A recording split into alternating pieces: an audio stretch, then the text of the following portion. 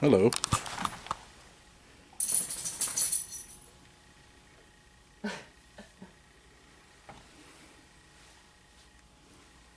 You would never know from outward appearance what my Grandma Phyllis is capable of. To give you a visual picture, she usually stands a little hunched over because she is in so much pain.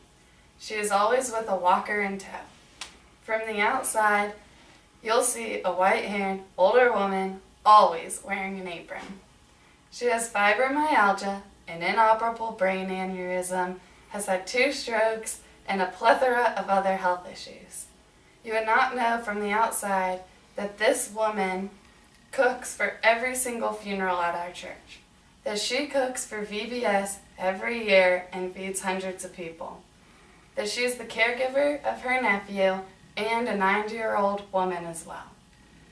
My 76-year-old grandma comes home once the rest of the world has shut down because she has too much to do in one day.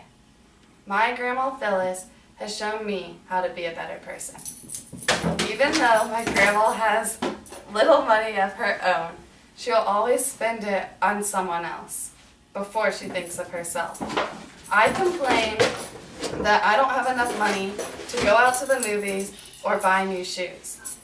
I've never heard my grandma complain once, even when she doesn't have enough money to buy the medication she needs. My grandma will use the last penny she has to buy food for her nephew, even if that means not being able to have enough for her own. Yet, I get upset when I don't have enough money to go out to a nice restaurant, even though I have food at home ready to eat. She'll think about others before she thinks about herself in any situation. As Theodore Roosevelt said, do what you can with what you have, where you are.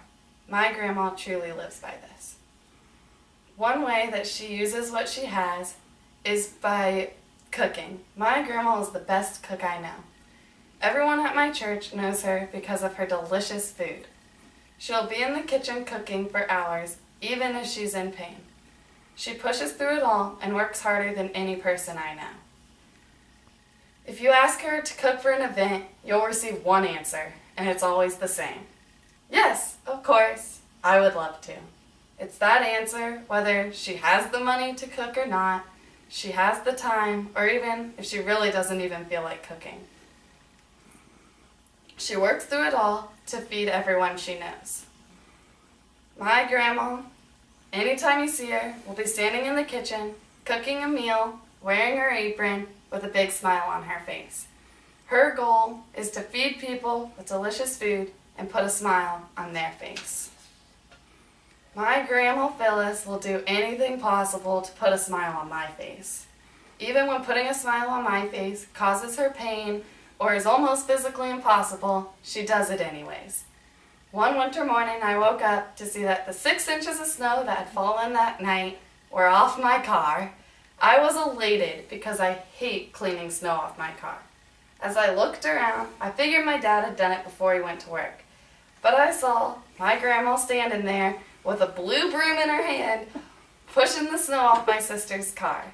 She will literally do anything to put a smile on my face. She spent an hour cleaning off the cars in the cold, in the snow, just to let my day start out great. Someone on the outside looking at my Grandma Phyllis would only see how physically demanding and hard all the work she does is. To her, all she sees is love. My grandma does all of this out of the kindness of her heart just to show love.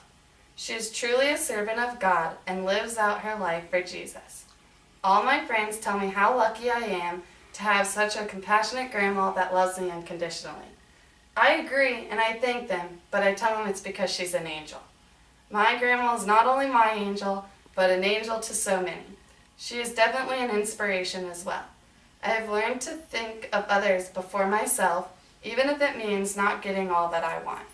She has inspired me to live a life of love, thinking of others. Not only this, but every step of the way, remember Christ. My grandma has taught me to live by the words of Gordon Hinckley, try a little harder to be a little better.